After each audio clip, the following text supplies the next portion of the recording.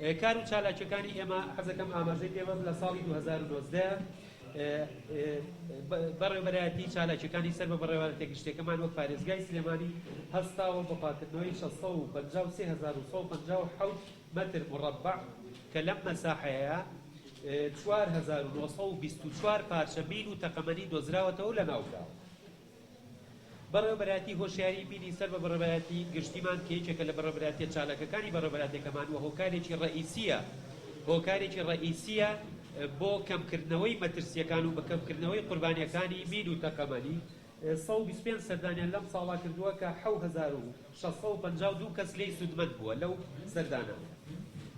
لە ساڵی 2019 خۆشبەختانە لە دوای ساڵەکانی نەوەیەکەوە هەتا ئێستا ساڵ لە دوای ساڵ کە ئەمەش پەس لەگەڕێتەوە بۆ تیمەکانی هۆشیاریمان قوربانیانی مین و تەقەمەنی کەمە بێتەوە بەهۆی ئەو کارانەی کە ئەوان بە ئەنجامێگەێنن.